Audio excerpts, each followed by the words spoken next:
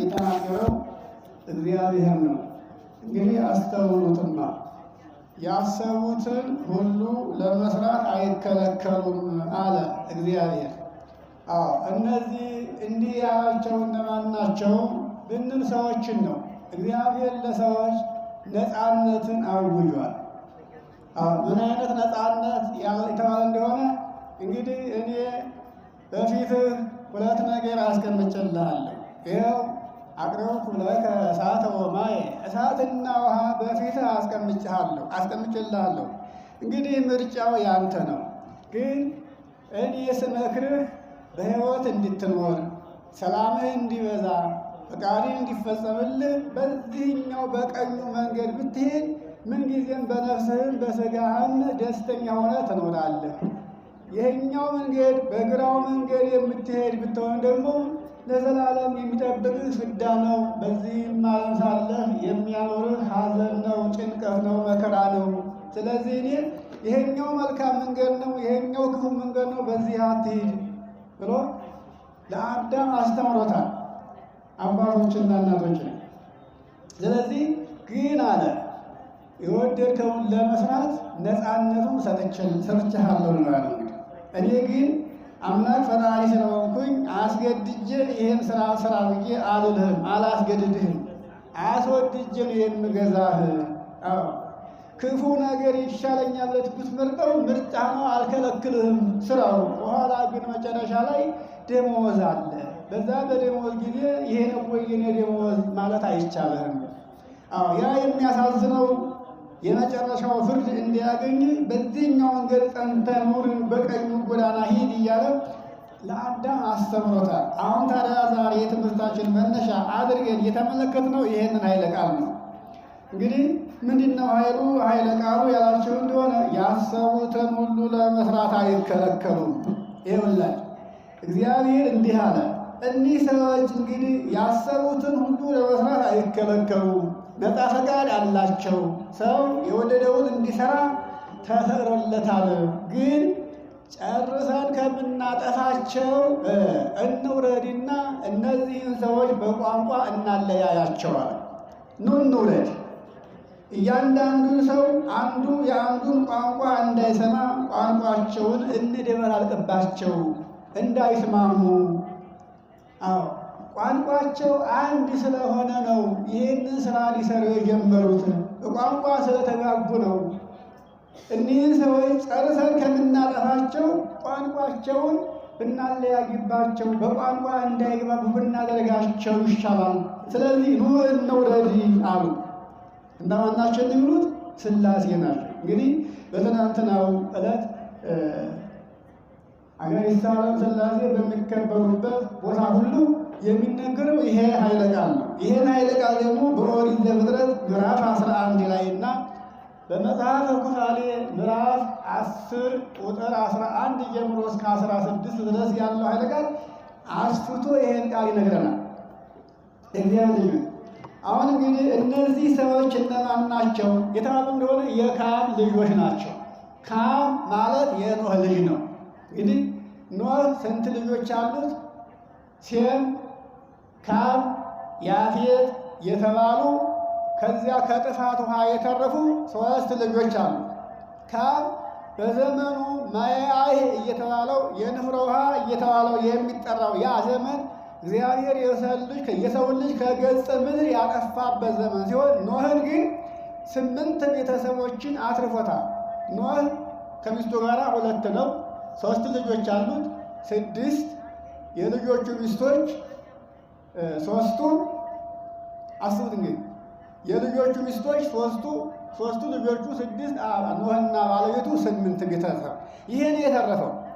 ከዚያ ከማያህ በኋላ እነዚህ እንግዲህ ኖህ አልወለደም። የኖህ ልጆች እነዚህ 3ቱ እንደገና በስተው ምድርን ሞልተዋት ነበረ። አስቡት ወገኖቼ። ከዚያ በኋላ የካም ልጆች፣ ካም ማለት እንግዲህ ያ ልጁ የተረገመው ካም ነው። ካም ከነአን የተባለ ልጅ አለው። ኖህ ማያህን ካለፈ በኋላ ወይን ተክሎ ወይኑ ሲደርስለት ከወይኑ ጠጥቶ ቢሰክር እርቃኑን ተኝቶ ቢያየው ከነዓን የተባለው ሄዶ ለወንድሞቹ አባታችሁ ኖህ እርቃኑን ተኝቷል አላቸው። አያችሁት?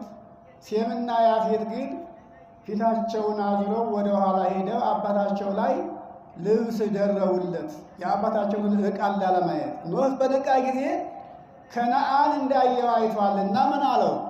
ከነዓን እርጉም ይሁን። አያችሁ? ከነዓን የተረገመ ይሁን እርጉም ይሁን የተባለው። የዛን ጊዜ ካም አዘነ። አያችሁ? ካም የኖህ ልጅ ነው። አባቱ ልጁን ረገመበት፣ አያቱ ረገመው ካምን። እንግዲህ የዛ የተረገመው ልጅ ሰው በጊዜው በነበረው ሕዝብ ላይ መሪ ነበረ። ይገርማቸዋል። እና በሰናዖር ምድር ላይ አንድ ታላቅ ሜዳ አገኙ ይላል። በዛ በሰናዖር ምድር ላይ አንድ ታላቅ ሰፊ ሜዳ አገኙ እና ምን አሰቡ? መቼም ሰይጣን ክፉ ነገር ያሳስብና ያሳሰበውን ክፉ ነገር ሳያስፈጽም አይለቅም። ለዚህ ነው ያዳቆነ ሰይጣን ሳያቀስ አይለቅም የተባለ ምሳሌው ነገርም ለዚህ ነገር ናቸዋል። ምን አሉ? በቀድሞ ዘመን እግዚአብሔር አባቶቻችንን በንፍረ ውሃ ያጠፋቸው የሚጠለቡበት የሚጠጉበት ግንብ ባለመስራታቸው ነውና አሁንም እኛንም እንደ አባቶቻችን እንደ ቀድሞ ዘመን እንዳያጠፋ ኑ ጡብ እንስራና ግንብ እንስራ ተባለ። ጡብ እንግዲህ የዛ የጡብ ስራ ምን አይነት ስራ ነው ያላቸው እንደሆነ አሁን ይሄ የምታዩት የተነጠፈው ጡብ ይባላል። እንግዲህ አያችሁ፣ እርዝመቱ 3 ክንድ ከስንዝር የሆነ ጡብ፣ ወርዱም እንዲሁ ስፋቱ እና ያን ጡብ ከሰሩ በኋላ አሁን ይሄ በየመንገዱ የመጣው በመንገድ ዳር አስፋልት ዳር ያለ ስታይ ያ ጡብ ነው እንግዲህ አሰራሩ እና ከድንጋይ እየጠነከረ ሆነላቸው ይላል። ያንን ጡብ ከሰሩ በኋላ ያን ጡብ በእሳት እየተኮሱ ያን ከሰሩ በኋላ ህንፃውን መስራት ጀመሩ ይላል። ይገርማቸዋል። የህንፃው ወደዚህ አግሪመቱ ርዝመቱ 15 ምዕራፍ ይለዋል። 15 ምዕራፍ በመጽሐፈ ኩፋሌ ምዕራፍ 10 ላይ 15 ምዕራፍ ነው ይለዋል። 15 ምዕራፍ ማለት አንድ ፌርማታ አንድ ምዕራፍ ነው። እንግዲህ አንድ የከተማ አውቶቡስ ሰውን ጭኖ ሰው የሚያራግበት ቦታ ስትሄዱ ያ አንድ ፌርማታ ነው። በዚያ ስታስቡት እንግዲህ 15 ፌርማታ ቀርቶ አንድ ፌርማታ እንኳን ምን ያህል እንደሚረዝም አስቡት። ይገርማችኋል። ይህንን ነው የሰሩት። ዓለም አንድ ሆኖ እኒህ ሰዎች ቀላል አይደሉም፣ ብዙዎች ነበሩ። ይገርማችኋል፣ ብዙዎች ናቸው። በዚህ ሜዳ ላይ ነው እንግዲህ ያ ህንፃ ታዲያ ወደ ላይ ደግሞ ቁመቱ 5400 ምናምን ነው የምናገረውና በፀሐይ አብስለው እስከ መላክ ደርሰዋል። ይገርማችኋል። እንግዲህ እግዚአብሔር የእኛን አባቶች ያጠፋቸው መጠለያ ባለመስራታቸው ነው፣ መጠጊያ ባለመስራታቸው ነው። ስለዚህ እኛ መጠጊያ እንስራ፣ ካሁኑ እንጠንቀቅ፣ እንወቅበታሉ። ያን ስራ ከሰሩ በኋላ ምን መጣ? መቼም ክፉ ስራ መጀመሪያ ሰይጣን ያን እንዲሰሩ አሳስባቸው። ያን ከሰሩ በኋላ ደግሞ ምን አላቸው? አባቶቻችሁን እኮ የገደለው በሰማይ ስላለ ነው። ስለዚህ እሱን በሰማይ ያለውን በጦር ወቅታችሁ ብትገሉ ትገላገላላችሁ የሚል መንፈስ አሰራጨባቸው። ወገኖች በዛን ጊዜ ጦራቸውን ሰበቁ፣ ጦራቸውን አበጁ፣ ወደ ሰማይ ጦር መወርወር ጀመሩ። አሁን ዋናውን ወጋ ነው ይላሉ። እንግዲህ አብ ነው ዋናው። አሁን ዋናውን አዛዡን ወጋ ነው። አሁን አጋፋሪውን ወጋ ነው። አጋፋሪ የተባለው ወልድ ነው። አሁን ግራዝማቹን ወጋ ነው ይላል።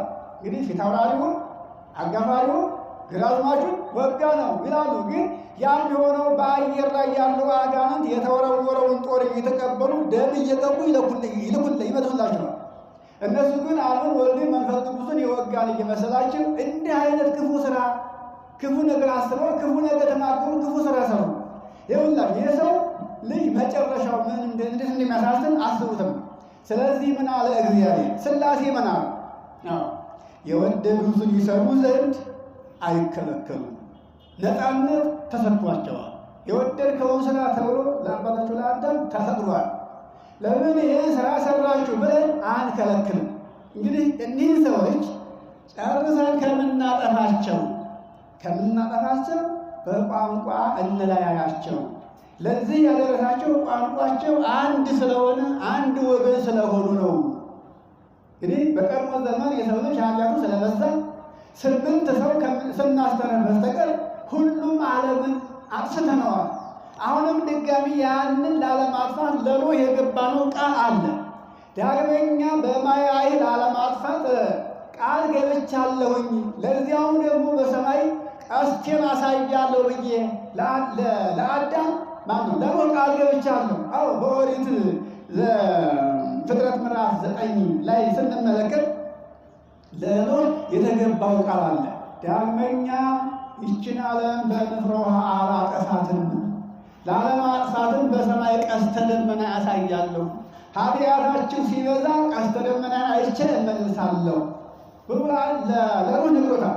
አሁን ቀስተ ደመና በሚታይበት ሰዓት የምሕረት ጊዜ የምሕረት ዘመን እንላለን። አዎ ግን ኃጢአቱ በዝቷል። እግዚአብሔር ግን ልቀስፋችሁ ነበረ፣ ግን ለአባታችሁ ለኖህ የገባሁት ቃል ይኸውና ቀስቴን አይቼ ተመለስኩኝ ሲል እግዚአብሔር ቀስተ ደመና ተዘርግታ እናያታለን። ቀስቲቱ በጣም የደመቀች እንደሆነ ኃጢአት በጣም የሰፋውን ነው የምናሳይ ይገርማቸዋል። ቀስቷ ደብዘዝ ካለች ኃጢአት እያደገ ነው፣ እየሰፋ ነው። በጣም ከደመቀች ደግሞ ኃጢአቱ መላውን ዓለምን ይዞታ ማለት ነው። ስለዚህ እግዚአብሔር እንደዚህ ነው። ስለዚህ እንደቀደመው ዘመን ፍጹም አድርገን ከምናጠፋቸው እንውረድና ቋንቋቸውን እንደባልቅባቸው። ይህንን ኃይለ ቃል እንግዲህ ዛሬ ኦሪት ዘፍጥረት ምዕራፍ 11 ከቁጥር 6 ላይ ያለውን መነሻ አድርገን ታሪክ ነገርኳቸው ወገኖች። ስለዚህ እግዚአብሔር ምን አለ? እንዲህ አለ፣ እነሆ እነርሱ አንድ ወገን ናቸው፣ ለሁሉም አንድ ቋንቋ አላቸው፣ በቋንቋ ይለያዩ። ስለዚህ ይህን ለማድረግ ክፉ ስራዎች ጀመሩ። እንግዲህ አሁን ያሰቡትን ለማድረግ ስለማይከለከሉ እነሱ እንደፈለጉ ይስሩ፣ እኛ ደግሞ ቋንቋቸውን እንደባልቀው እናለያያቸው አሉና ሥላሴ ወረዱ። በመጀመሪያ ያ ሕንፃ ስራው አላለቀም። ጦር እየወረወሩ በፀሐይ እያበሰሉ ይበላሉ። ሕንፃው ስራ ቀጥሏል። ቋንቋ ተቀየረ፣ መቀረ መደማመጥ። ውሃ አምጣ የተባለው ጭቃ ያመጣል፣ ጭቃ አምጣ የተባለው ድንጋይ ያቀብላል፣ ድንጋይ የተባለው እንጨት ያመጣል። እንዴት ይግባሉ? ስራው አቆመ። አያችሁ፣ ስራው አቆመ። ግራ ገባቸው። እንግዲህ ጭቃ ያለ መሬት ነው፣ ድንጋይ ያለ መሬት ነው። ያጡ የተደረደረው መሬት ላይ ነው። ላይ የሚሰራው ጡብ አቀበለኝ ያለው እንደሆነ ውሃ ያለው እንደሆነ ጡብ። በዚህ ቀረ መግባባት። ከዚህ በኋላ እግዚአብሔር እነዚህን ሰዎች ከዚያች ምድር ነቅሎ በተናቸው፣ በምድር ላይ ተበተኑ ነው የሚለው። ያንንም ሕንፃ እግዚአብሔር አውሎ ነፋስ አነሳና ሰማይ የደረሰን ሕንፃን ገለበጠው እግዚአብሔር። እንግዲህ 15 ምዕራፍ ነው ርዝመቱ። አስቡት ወገኖች፣ እግዚአብሔር እንደዚህ አደረገ። እንግዲህ እግዚአብሔር ከዚያች ምድር ከዚያ በምድሩ ላይ እነሱም በተናቸው፣ ከተማይቱንም መስራታቸውን አቆሙ። ስለዚህ ስሟ ባቢሎን ተባለ። ባቢሎን ማለት ዝሮ ብትን የተበተነ ያልተሰበሰበ ማለት ነው። ስለዚህ እግዚአብሔር በዚያ የምድርን ቋንቋ ሁሉ ደባልቋልና ከዚያም ጀምሮ እግዚአብሔር በምድሩ ላይ እነርሱን በተናቸው፣ ስም አጠራራቸው ሁሉ ጠፋ ነው የሚለው። እንግዲህ አስቡት ወገኖች፣ አሁን ይህንን ጥቅስ ያወጣዋላችሁ እነሱ ለመስራት የፈለጉትን ለመስራት አይከለከሉም፣ ግን አንድ እንዳይሆኑ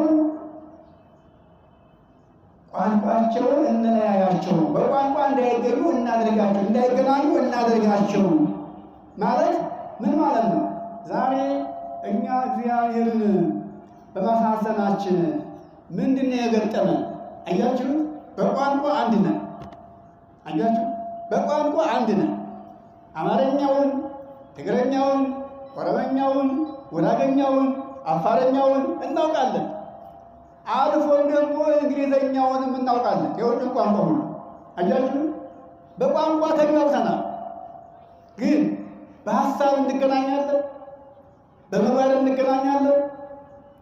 እስቲ አስቡት። አያችሁ፣ እግዚአብሔር ሲጣላ ምን ያደርጋል? በሀሳብ እንዳንግባባ ያደርጋል። አያችሁ ቋንቋችን አንድ ስለሆነ ሁላችንም ለአመት አንድ ሆነናል። ለክፋት አንድ ሆነናል። ለክፋት፣ ለተንኮል፣ ለቂም፣ ለበቀል፣ ለጥላቻ፣ ለዘረኝነቱ፣ ለክፉ ምክር አንድ ነን። ስለዚህ በመካከላችን ስምምነት እንዳይኖር፣ መተሳሰብ እንዳይኖር፣ መቻቻል፣ መከባበር እንዳይኖር እግዚአብሔር ምናችን አለያየው? ሀሳባችንን አለያየው። አያችሁ አገርን እንተዋትና አገሪቱን እንተዋትና በአንድ አባወራ ቤት ውስጥ ያለው አስተሳሰብ አንድ ነው። የባል አስተሳሰብ ሌላ ነው፣ የሚስት ሌላ ነው፣ የልጆች ሌላ ነው። አያችሁ 10 ቤተሰብ ቢኖር በ10ሩ ሁሉ ሀሳቡ የተለያየ ነው። በዚህ አባወራይቱ ልጆቹ እርስ በርሳቸው ምን ይላሉ? ይጋጫሉ። አያችሁ አይደማመጡም። የኔ ሀሳብ ይሁን እኔ ያልኩት ይሁን አንተም ታውቃለህ አንቺም ታውቂያለሽ፣ ጦርነት ይፈጠራል። ያን ጊዜ ምን ሆነ? ሰላም ጠፋ፣ ከቤት በረከት ራቀ። አያችሁ እንጀራ ደግሞ ፍቅር ካላየ አይገባም። እንጀራ እግዚአብሔር ነው ማለት ነው። እንጀራ እግዚአብሔር ነው። አያችሁ እንጀራ እግዚአብሔር ስለሆነ ፍቅር ከሌለበት ቤት እግዚአብሔር አይስተናገድም፣ አይገባም። ይኸውላችሁ እኒያ ሰዎች ስራቸውን ጨርሰው ወይም አመፃቸውን ጨርሰው በአመፃቸው እስከሚያልቁ ድረስ ውጭ ሆኖ ርቆ ይጠብቃቸዋል፣ ይመለከታቸዋል። ጨረሳ የለይም። እግዚአብሔር በርቀት ይጠብቃል። ምናልባት ያንን አመፃቸውን፣ አለመተሳሰብን፣ መገፋፋትን፣ ጥላቻን ጥቅም የለውም ይጎዳናል ብለው አስበው ወደ ፍቅር ከተመለሱ እሱም ይመለሳል። ተመለሱ እናንተ ወደ እኔ ስትመለሱ እኔም ወደ እናንተ እመለሳለሁ። እግዚአብሔር ደግሞ ወደ እኛ ሲመጣ ብቻውን አይመጣም። ይገርማችኋል። በረከትን ነው የሚያወጣው። ያለ በረከት፣ ያለ ፍቅር፣ ያለ ጤና፣ ያለ ሰላም ባዶ እጁን እንደኛ አይመጣም። እኛም ባዶ እጃችንን ወደ እሱ መሄድ የምንፈልገው እግዚአብሔር ጋር መድረስ ስንፈልግ ምንም ነገር አንይዝም። አሁን መቼም ለእሱ የሚሆን ነገር የለንም። ስለሌለን ባዶ እጃችን ነው ወደ እሱ የምንሄደው እግዚኦ እግዚኦ ስንለው። እሱ ግን ወደ እኛ የፍቅር ፊቱን ሲመልስ ምን ይዞ ነው የሚመለሰው? ፍቅርን፣ ቸርነትን፣ በረከትን፣ ሰላምን፣ ጤናን ይዞ ይመለሳል። ይብላችሁ እንግዲህ በአንድ ቤት ውስጥ ይሄ ነገር፣ ይሄ ሰላም፣ ይሄ ፍቅር፣ ይሄ መተሳሰብ፣ ይሄ በሀሳብ የመግባባት ሁኔታ ሲጠፋ እግዚአብሔር ሁሉን ይነሳል፣ ይበተናሉ። ትዳሩ ይፈርሳል፣ ቤቱ ይፈርሳል፣ ይሸጣል፣ ይከፈላል። ከዛ በኋላ ሁሉም ችግር ላይ ወድቆ በየሀገሩ ይሰደዳል። አያችሁ እነዛን በሀገር ላይ እንደበተናቸው አንድ ቤተሰብ ተበትኖ ስደት ሄዶ ታገኙታላችሁ። ይብላችሁ ወንድ አሁን ይሄ የተጻፈው እኛ ልንመከርበትና እንዲናውቅ ለእኛ ታስበው የተጻፈ ነው። እነዛ ሰዎች እግዚአብሔርን ስላሳሰቡት እግዚአብሔር ስራቸውን ዋጋቸውን ከፈላቸው።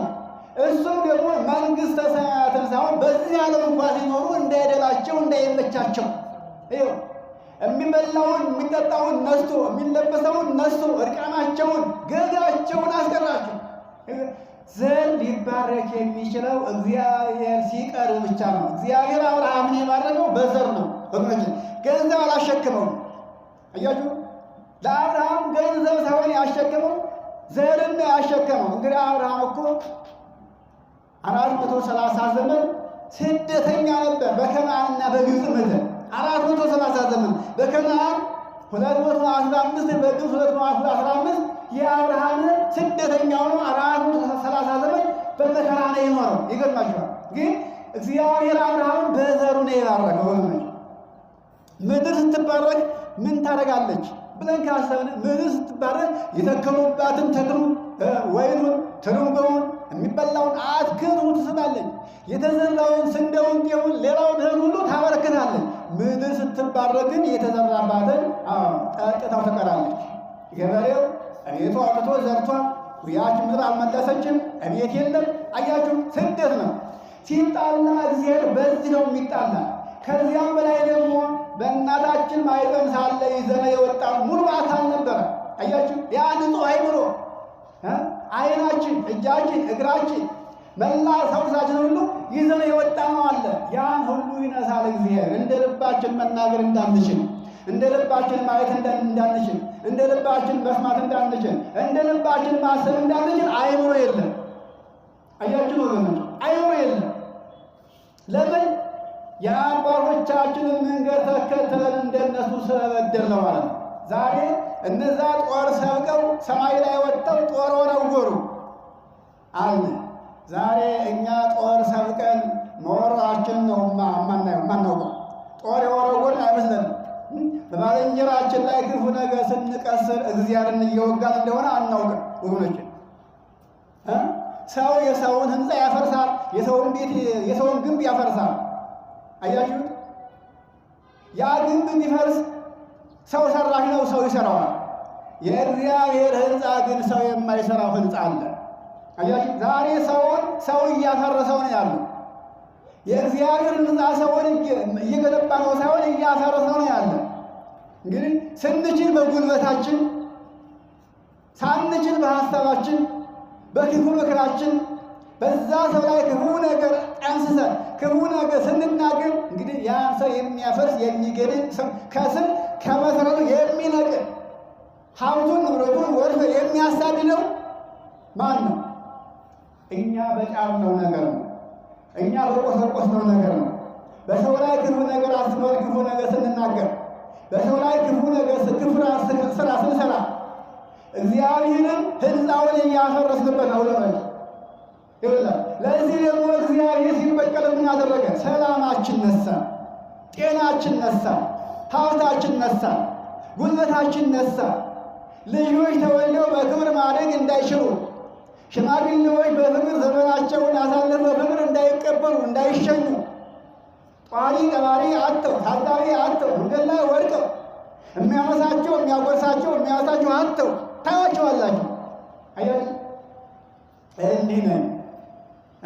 እናንተ እኔን የጎዳችሁ ሲመስላችሁ እኔ ደግሞ እናንተን እንዲያርግ አደቃችኋለሁ። በምኞት ታልቃላችሁ እንጂ ከቶ ምኞታችሁ አይሳካም። እስኪ አስቡት። እግዚአብሔር እኮ ነው ሰው ብቻውን ይኖር ዘንድ አይቻለውም፣ ለሰው ረዳት እንፍጠርለት ያው እኮ እግዚአብሔር እኮ ነው። ይሄንን ወዲህ ዘፍጥረት ምዕራፍ 1 እና ምዕራፍ 2 ተመልከቱ ነው። እግዚአብሔር ነው ሰውን ፈጥሮ ሰው ብቻውን ይኑር አይቻለውም፣ መልካም ረዳት እንፍጠርለት ብሎ ዛሬ ረዳቱን የነሳው ሰው ረዳቱን ያጣው ሰው ስንት ነው? ያለ የቱ እየገባ ያለ ክዳኑ እየተጋጠመ እየተጋጨ ያለው በምክንያት ወተላል። እግዚአብሔር ይሄ ያንቺ ነው ይቺ ያንተ ናት ብሎ ያገናኛቸው ሰዎች እኮ ትዳራቸው እንኳን ሊፈርስ ይቅርና በመካከላቸው ክፉ ሀሳብ ጠብና ጭቅጭቅ እንኳን አይኖርባቸው። ዘመናቸውን በሰላም ይፈጽማሉ። ከእነሱ ደግሞ የሚወጣው ዘራቸው የተባረከ ዘር ይሆናል። በልጃቸው ደስ ይላቸዋል። መከራቸውን አይተው አሳደገው አስተምረው ስራ ይዞ ጎጆ ይዞ ዛሬ እናቴ አባቴ ሆነ የሚያከብራቸው ሰዎች ብዙዎች አሉ። ብልህነቱ የተሰወረብን ወልደን ሰው አርሶ ቆፍሮ ዘርቶ ተክሎ ፍሬ መብላት እንደማይቻለው ሁሉ እንደማያገኛም ደግሞ ትዳር መስርተን ትዳሩ ከንቱ ልጅ ወልደን በልጃችን የማንጠቀም ብዙዎች ነን። ይህን ታስባላችሁ። እዚህ ላይ ደግሞ ትዳር እንፈልገዋለን። ያልመሰረተው ሴቱ ወንዱ ትዳር ፈላጊ ነው። እግዚአብሔር ለእኛው ያዘጋጀውን አጋጣሚያችን አላገኘንም። ወንዱም አጋጣሚውን ሴቷም አጋጣሚዋን አላገኘንም። ለምን ያላችሁ እንደሆነ ልባችን ወደ እግዚአብሔር የቀና አልነበረም። እግዚአብሔርን ጦር ይዘን እንወጋዋለን። በስስት በቅናት በተንኮል በቂም በበቀል በሐሜት ይሁንላችሁ። ይሄን ሁሉ ስንሰራ እግዚአብሔር እኛ የምንሰራት እያንዳንዷ ስራ ሰይጣናዊ ስራ እስከሆነ ድረስ እኛን አይመለከተንም ወገኖች። እግዚአብሔር መንፈሳዊ ነው። መንፈሳዊ ስራ የለንም። እግዚአብሔር ቸር ነው። ቸርነት የለንም። እግዚአብሔር ርኅሩህ ነው። እኛ ርኅራኄ እና ነገር የለንም። አስቡ። እግዚአብሔር ንጹሕ ነው። እኛ ንጽሕና የሚባል ነገር ከቶ አይስማማንም። እግዚአብሔር ቅዱስ ነው። እኛ ግን ቅድስና የለንም። በምኑ እንምሰለው እግዚአብሔር? እስቲ አስቡ። በአፍ በከንፈር አይሆንም እኮ እግዚአብሔር ከከንፈራችን ወይም ከስጋችን ቁም ነገር የለውም። ፍላጎት ከስጋችን ጋር ምንም ዝምድና የለውም። ግንኙነት ዝምድናው ከማን ጋር ነው? ከልቦናችን ጋር ነው። ልባችን ምንጊዜም እግዚአብሔርን የማናስበው ከሆነ እግዚአብሔር ሲጣላ በቀለኛ ነው፣ ይታገሳል እንጂ ለኩርፊያም ፈጣን ነው። ትንሽ ነገር ያስኮርፈዋል። በእርግጥ እንዳኮረፈ አይቀጣም። ለቅጣት ይታገሳል፣ ሰፊ ዘመን ይታገሳል። አኩራፊ ነው፣ እንዳኮረፈው ወዶ አይበቀልም። ያ ሰው ግን የማይመለስ ከሆነ እግዚአብሔር ለእሱ ያዘጋጀለት ነገር እያራቀ ሰውየውን በምኞት ጊዜውን እንዲፈጅ ያደርገዋል። በምኞት ይኸውላችሁ ህልም አለመን ህልማችን ህልም ሆኖ ይቀራል። በዚህም ዓለም ሆነ የምናስበው ሁሉ ህልም ሆኖ ይቀራል። እኛ ሀብቱን እንመኛለን፣ ስልጣንን እንመኛለን፣ እውቀት እንመኛለን፣ ጤንነት እንመኛለን። የለም ምኞት ብቻ እንጂ አግኝተን ተመስገን ያለበት ጊዜ ነው ያለው። ነውራችንን እንድናውቅ ያስፈልጋል ወገኖች። ነውራችንን እንድናውቅ ያሰብንለት የተረዳለት ያን ጊዜ እግዚአብሔር ሳንለምነው ለእኛ እናገኘዋለን። ምን ሲያደርግ ነው የምናገኘው? ፍላጎታችን ሲሞላልን፣ አያችሁ፣ ሀሳባችን ሲፈጸምልን፣ የተቸገርነው ጤንነት ከሆነ ጤናችን ሲመለስ፣ በሽታው ከእኛ ለቆ ሲና ይታይ፣ ግን በሽታው ለቆን ከምንለው ተላቀን እፎይታ አግኝተን ሰላም ስናገኝ የሚያነክሰው ጎባጣው ከአንካሰነቱ ከጎባጣነቱ እውሩ ከዕውርነት ደንቆሮ ከድንቁርና ሲወጣ ያን ጊዜ እግዚአብሔር ተመስገን ረዳኝ ተመለከተኝ የሚሆን ይመጣል። እግዚአብሔር እኛ ሳናየው ከእኛ ደግሞ ችግራችን ይሞላል ወገኖች።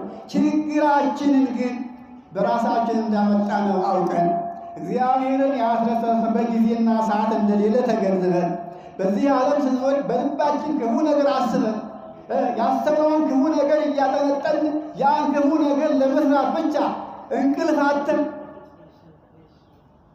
ራሳችን ስጋችን በኃጢአት አርክሰን ስንገኝ የሚጠብቀን ነገር ይሄ ነው። ስለዚህ እነዚህን ሰዎች እግዚአብሔር እንዲህ አድርጎ በተናቸው።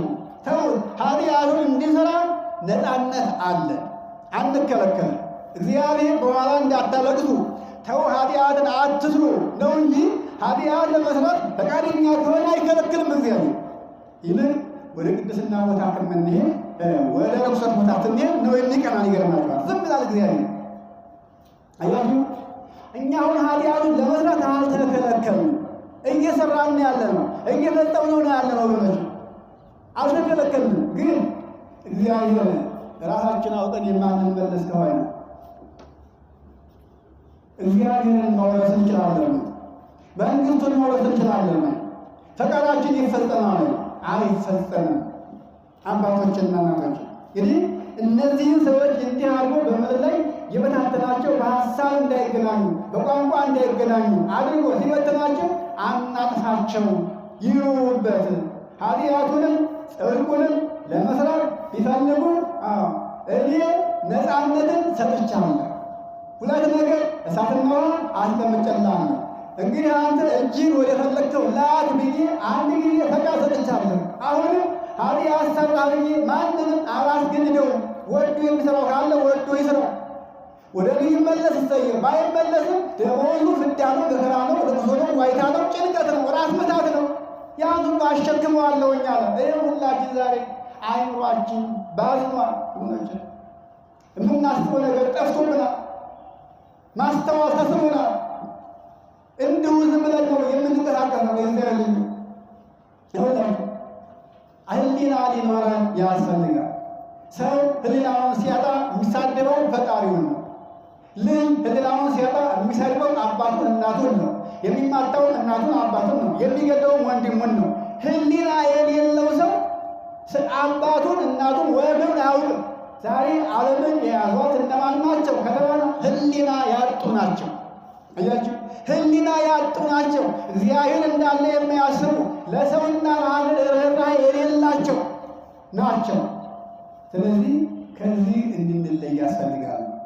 ይህን ደግሞ ለማሰብ የሚያስችለን አሁን ዛሬ ያለንበት ሰዓትና ጊዜ ነው እንጂ እግዚአብሔር እንግዲህ እናንተ በዚህ ምድር ላይ መኖር አይገባችሁም ብሎ ውሳኔ ካስተላለፈ በኋላ ወደ ንስሐ መውረድ ወደ ይቅርታ መምጣት አይቻልም። እግዚአብሔር የመጨረሻውን ውሳኔ ሳይወስንብን ነው ሰው ሆነን መገኘት ያለብን። ሰው መስሎ መታየት ይላል፣ ሰው ሆኖ መገኘት ይላል። ስለታየን ሰው መስለን ስለታየን ሰዎች ነን ብለን ማሰብ የለብን ነው። ይህን አስቡና ዛሬ ዓለም ሁሉ ሰው ሰው ነው። ግን ሰው የሚሸት አታገኙ። ሰው መሽተት አለብን። ሰው መሽተት ማለት እንግዲህ በውስጡ ፍሬ የሚያፈራ ነው። የተከልነው ሽንኩርት፣ የተከልነው ማሽላ፣ የተከልነው ወይን፣ የዘራነው ስንዴ ሁሉ ፍሬ ካላፈራ ምንድን ነው የሚሆነው? ፍሬ ከሌለው ገለባውን አንበላው እኛ። አያችሁ፣ የምንለቅበት ከብት ነው፣ ለአውሬ ነው የምንተው።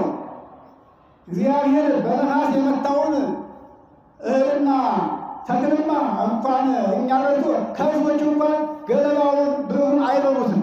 በነሐስ የተመታ ዋግ የመታው ስለሆነ ሲጣላ እግዚአብሔር እንደዚህ ነውና ወገኖች፣ እንግዲህ እግዚአብሔር እንዲታረቀን ይቅርታ እንዳደረግልን እስካሁን ያለ እውቀት የተባለው ስራ ካለ አሁን ወደ እውቀት ወደ ልቦናችን ተመልሰን ቸርነቱን ይቅርታውን ምሕረቱን ማግኘት እንድንችል እንመለስ ነው። በዚያም ተባለ እንመለስ ነው። እኛ አሁን ዛሬ እኛ የማረከን ምንድን ነው? ሆይ ነው። አያችሁ፣ የማይጠቅም ታሪክ ነው። ለእኛ የሚጠቅም ታሪክ የቅዱስ መጽሐፍ የሚናገረውን ነው ማወቅ ያለብን። ከታሪኩ ተነስተን ይሄ ታሪክ ለምን ተጻፈ ያን እንደሆነ እኛ ልንመከርበት። እኛም ደግሞ በእጅ ያዙን እየሰራን ያለነው ስራ የእነዛ ሰዎች ግብር ስለሆነ ከክፉ ግብራችን፣ ከእልከኝነት፣ ከአመፀኝነት፣ ከትዕቢት፣ ከተንኮል እንውጣ። ትዕቢት የዲያብሎስ መጀመሪያ እንቅፋት የፈጠራትን እሱ ነው። ወድቆ ቀረ፣ አልተነሳም፣ ትንሣኤ የለውም። ይኸውላችሁ ወገኖች፣ ሐሰት የዲያብሎስ ነው፣ የኛ አይደለም። እግዚአብሔር ሐሰት የለበትም፣ ትዕቢት የለበትም፣ ተንኮል የለበትም፣ ቂም የለበትም፣ በቀል የለበትም፣ ርኩሰት የለበትም። የምንሰራው ስራና የምናስተምረውን የዲያብሎስ ግብር ነው። ስለዚህ ነው እናንተ የአባታችሁ የዲያብሎስ ልጆች ናችሁ፣ የዲያብሎስ ስራ ትሰራላችሁና ያለው ክርስቶስ። ለዚህ ነው እነሱ ግን እኛ ግን አሁን የአብርሃም ልጆች ነን እንላለን። የአብርሃም ልጅማ ብንሆን የአብርሃም ስራ ስራ ነበረ። አያችሁ፣ ለዚህ ነው ክርስቶስ ሲናገረው የአብርሃም ልጆችማ ብትሆኑ የአብርሃም ስራ ተሰሩ ነበረ። የአብርሃም ሰዎች መሆናችሁን ሳልክድ ግን በግብር የማናችሁ ልጆች የዲያብሎስ ልጆች ናችኋል። ይኸውላችሁ በማቴዎስ ወንጌል ምዕራፍ 10 በሉቃስ ወንጌል ምዕራፍ 11 ላይ ያለው ኃይለ ቃል ክርስቶስ ሲያስተምር ምንድን ነው ያለው? እኔ ሰላምን ይዤ መጣሁ አይምሰላችሁ፣ ሰይፍን እንጂ። እናትም ከልጇ፣ ልጅን ከእናቱ፣ ምራትን ከአማቷ፣ አማትን ከምራቷ ለመለየት ነው የመጣሁት እንጂ ሰላምን ልሰጣችሁ አልመጣሁኝም ነው ያለው። እንግዲህ ሰላምን ሊሰጠን መንግስቱን ሊያወርሰን የመጣ አምላክ ምን አለ? ሰላምን ይዤ መጣሁ አይምሰላችሁ፣ እኔ ሰይፍን እንጂ አለ። ለሚታዘዘኝ ሰላሜን እተውለታለሁ። ለሐዋርያት ዮሐንስ ወንጌል ምዕራፍ 14 ላይ ሰላሜን እተውላችኋለሁ፣ ለታዘዙት፣ ለተቀበሉት፣ ጆሮአቸው ክፍት ሆኖ ልባቸው ለሰጡት፣ ላስተናገዱት፣ በንጽህናቸው፣ በቅድስናቸው፣ በታማኝነታቸው ላከበሩት ክብሩን ሰጣቸው፣ ስልጣኑን ሰጣቸው። ይኸውላችሁ ዮሐንስ ወንጌል ምዕራፍ 1 ስትመጡ ስልጣን ሰጣቸው ለሚወዱት። ይኸውላችሁ ክብር ሰጣቸው፣ አጎናጸፋቸው፣ ሰላምን ሰጣቸው። እሺ አሉት። እምቢ ላሉት ግን ሰላምን ይዤ መጣሁ አይምሰላችሁ፣ ሰይፍን እንጂ። ሰይፍ ደግሞ መከራ ነው፣ ረሃብ ነው፣ ስደት ነው። ይኸውላችሁ አሁን ታዲያ ምን ያገኘ ነው? ምን ያገኘ ነው? እረፍትን አገኘን፣ ነፃነትን አገኘን፣ ሰላምን አገኘን፣ በረከትን አገኘን። በስራ ቦታችን፣ በመስሪያ ቤታችን እስቲ እንጀራ እንኳን ያለን ሰዎች ብንፈልግ ዛሬ ስጋቱ መከራ ነው። ማን ያስበላኝ ነው? ገንዘቡን የት ላስቀምጠው? አያችሁ፣ የሌለውን ድህነቱ፣ ችግሩ፣ ረሃቡ ያቆራምተዋል። ያለው ደግሞ ሀሳቡ ገንዘብን የት ላስቀምጠው? ሲጣላ እንዲህ ነው እግዚአብሔር ነው ወገኖችን። ስለዚህ አሁን ቢሆን ግን የፈለጉትን ይሰሩ ዘንድ አይከለከሉም። አሁንም ኃጢአቱ ከተስማማ አንከለከልም፣ ግን አይጎዳንም፣ አይጠቅመንም፣ ይጎዳናል። ስለዚህ የሥጋ ፍላጎታችንን አቁመን እንደ እግዚአብሔር ፈቃድ እንድንራመድ ለማለት ፈልጌ ነው። የመከረን ያስተማረን አምላካችን እግዚአብሔር ክብርና ምስጋና ለእርሱ ይሁን። ኦሪት ዘፍጥረት ምዕራፍ 11 ቁጥር 6 ላይ ያለ ኃይለ ቃል ነው መነሻ ግን የተማርነው። እንግዲህ በተማርነው ቃል መሰረት ለቅዱስ ሥጋው ለክቡር ደሙ እንድንበቃ ያስፈልጋል። የፈለገውን ያክል 10 ትእዛዛት ብንፈጽማቸው ፍጹም እምነት ቢኖረ ፍጹም ግብር ቢኖረ ሥጋዬን ያልበላ ደሜን ያልጠጣ ተብሏልና ዋጋ የላቸው።